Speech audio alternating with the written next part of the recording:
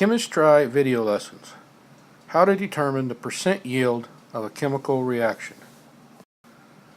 The percent yield of a reaction is the amount of reactants that actually form products. As an entry-level chemistry student, you have the belief that each reaction we work with goes to completion and all of the reactants turn into products. This is not true. In reality, a typical chemical reaction only produces about 50 to 60% of the reactants into products. Sometimes they can only get 15 to 30%. This has to do with concepts of kinetics, which is the speed of the reaction and the amount of energy that goes on, spontaneity, which determines on the free energy and how much energy it's going to take, and other characteristics that nature throws in there, which you would study in an upper level chemistry course, but those are beyond the scope of this course. All you need to do for this class is to understand that not all reactants will form products, and the percent yield is a rating of how much actually does form products. Now here's a typical problem that you might see on the mandatory pass exam. Okay, it says in a chemical reaction between excess lithium nitrate and 48.6 grams of magnesium metal, 62.19 grams of magnesium nitrate was produced. What is the percent yield of this reaction? Well, the first thing we need to know is that the percent yield, the formula for that, so we would say percent yield equals the actual amount made divided by the theoretical, or if it all went to completion. And we know that that's not true, but we have to base everything we do off of this theoretical yield.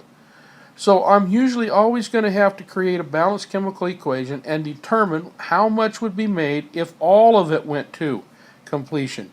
So in this reaction, as always, the first thing I must do is create a balanced chemical equation. So I would take lithium and nitrate. It's a +1 and a -1, so they're balanced out. We're going to add pure magnesium metal, and it's a single replacement reaction, so I'm going to create magnesium, which has a 2+ charge now, nitrate, and there'd have to be 2 of those, plus lithium metal. Now to balance this, I would take a look and balance my metals first. Okay, here's a metal. I've got 1 lithium, and I got 1 lithium over here. So here's a metal, I got 1 magnesium, I got 1 magnesium here. So I'm okay so far. Now I go to my nonmetals. My nonmetals here are going to be my nitrate, and I have 2 of them. But over here I see I only have 1 of them. So I now have to put a big 2 in front of my lithium nitrate. So now my nitrates are balanced, 2 nitrates on this side, 2 nitrates on this side, but now I have 2 lithiums and I only have 1. So I have to come back over here and put a big 2 in front of this lithium. Now I've got 2 lithiums, 2 lithiums, 2 nitrates, 2 nitrates, 1 magnesium, 1 magnesium. So now that I have my balanced chemical equation, we can start to solve this problem. Okay?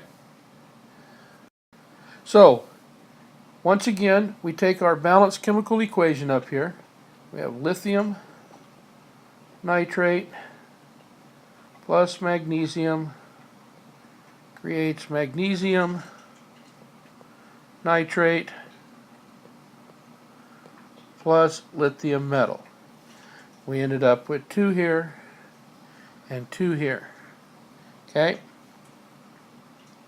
Now, according to the problem, we had 48.6 grams. So I take 48.6 grams of magnesium. And I know that magnesium, looking at the periodic table, is going to weigh 24.3 grams. So as always, I put my units that are on this side, put them down below here, grams of magnesium. Immediately put on top where I want to go, moles of magnesium.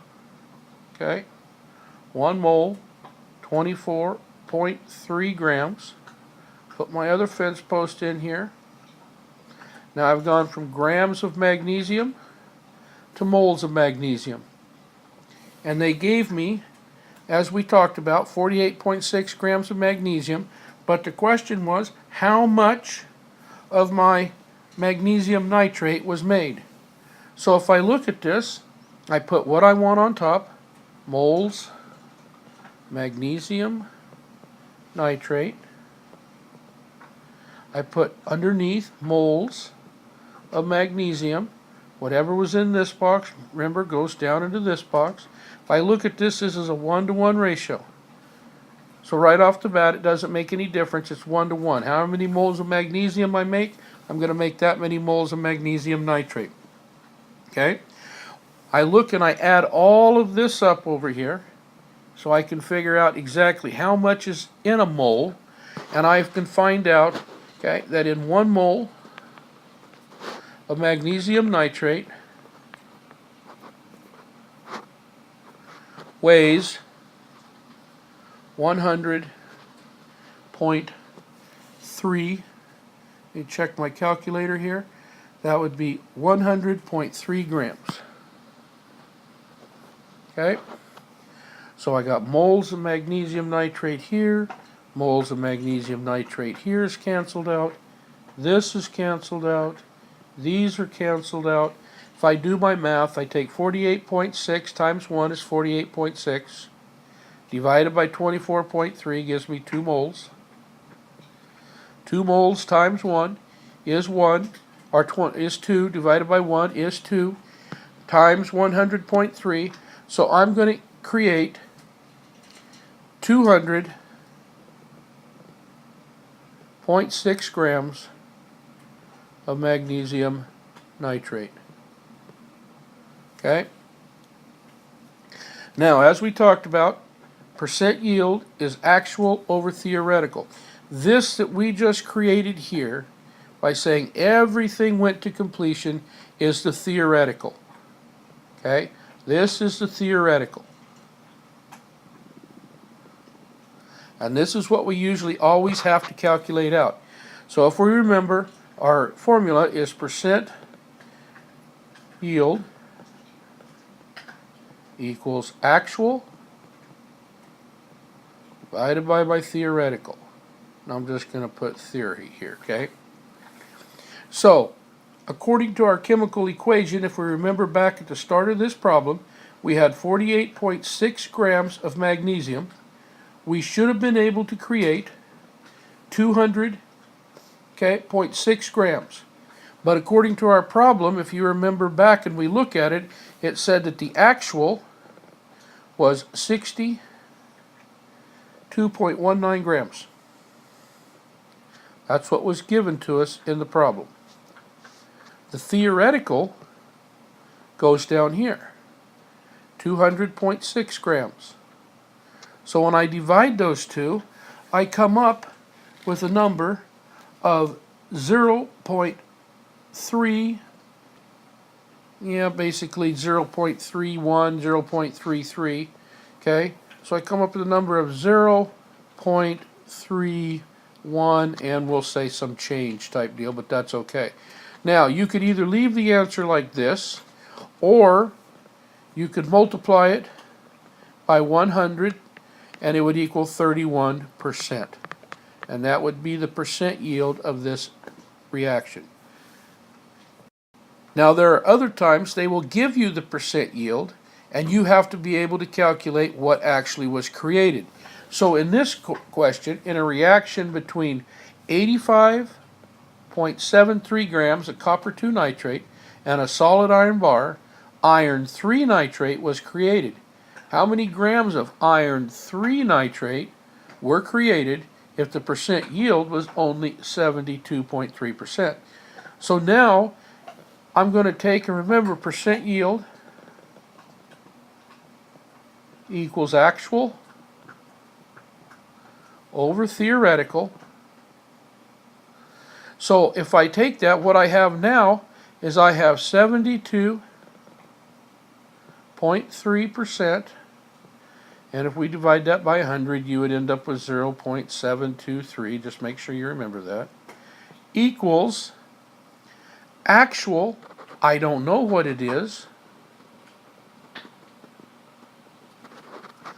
And I got to come up with this number down here for my theoretical. And that's where we will take and come up with our balanced chemical equation and take our 85.73 grams up here and figure out what the theoretical is. Then we will plug that number in here and we'll figure out what the actual is. So let's create our balanced chemical equation. We've got copper, 2 nitrate, and we're going to add it to pure iron, and we're going to create iron 3 nitrate and pure copper metal. So once again, we go through and we balance our metals first, okay? Here's a metal copper 1, here's a metal copper 1, here's a metal iron 1, here's a metal iron 1, we're okay. Now we go to our non-metals, which is nitrate in this case. On this side I have 2, and on this side I have 3. What I usually like to do is just take, if that's the case and I got 2 odd numbers like a 2 and a 3, I will just take the 3 and put it up here, and I'll take the 2 and I'll put it in front of here, and I'll see if that doesn't help me out balancing things out.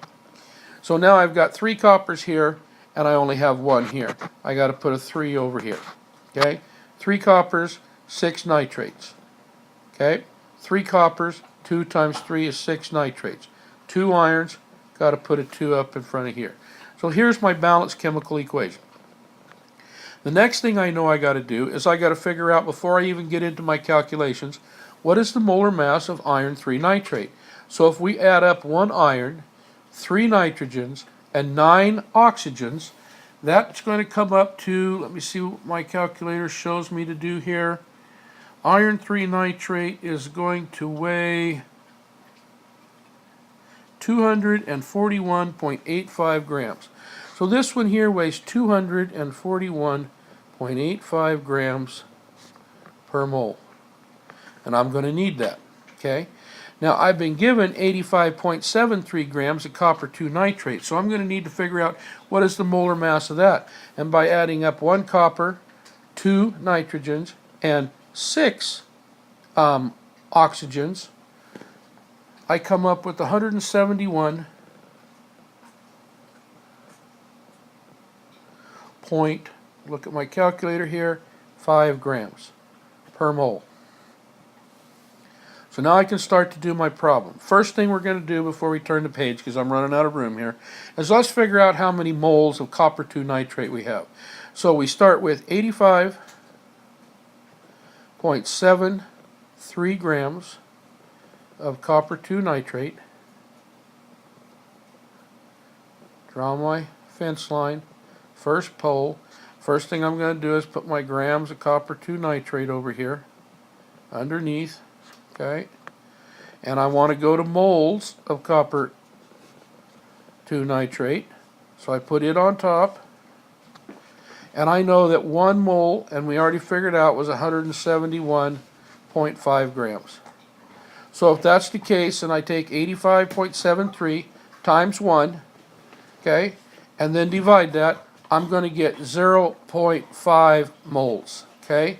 So that's how much copper 2 nitrate that we can get, okay, from this. So let's go to the next page, and we're just going to take, over on the next page, we're just going to start with this right here, and then our balanced chemical equation.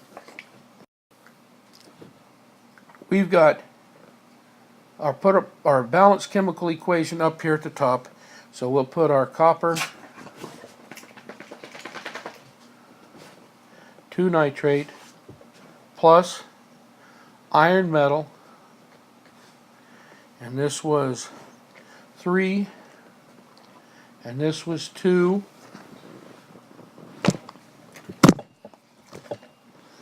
and then we go over here, and if I remember right, we had 2 iron 3 nitrates, and we had 3 coppers.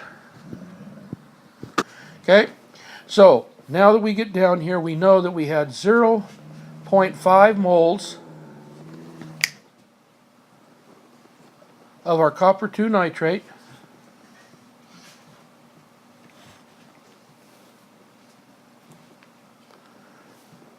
And we need to figure out how many moles and then how many grams of our iron 3 nitrate over here. So once again, I get here and I say, okay, this is 3 copper 2 nitrate and 2 iron 3 nitrates. Okay? So right off the bat, I take 0.5 times 2 is 1. 1 divided by 3 is 0.33 moles. Okay? Of my iron 3 nitrate. So then if I take my 0.33 moles of my iron 3 nitrate and I multiply that, if you remember back on the other page, you can stop and go back and take a look. We figured it out that this was 241.85 grams per mole. So 0.33 times 241.85 is going to give me 79.81 grams. Now that is my theoretical. Okay, that's my theoretical amount. So then once again, when we take a look at our equation here, it said that we had a 72.3% yield. So 72.3% yield is the same thing as writing as 0.723.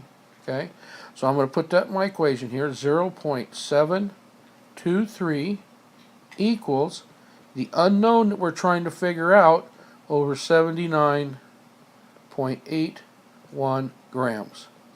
So we do the math, multiply each side by 79.81, those cancel, multiply this side by 79.81, and what I'm going to end up with here is that I will have created the actual amount. I will create 57.7 grams of my iron 3 nitrate. Now that's how we can go through and step through each different type of problem you could get for percent yield and be able to come up with the answer of what we're looking for here. Please go back and review this as many times as possible. There was a lot of stuff in here, but you need to just go over and over and over it again. And if you think of any questions, write them down and bring them into class, because I'm sure there are other students who are also wondering the same thing but are afraid to ask. Remember that chemists try, but never, ever, ever give up. You can do it. Stay gritty out there.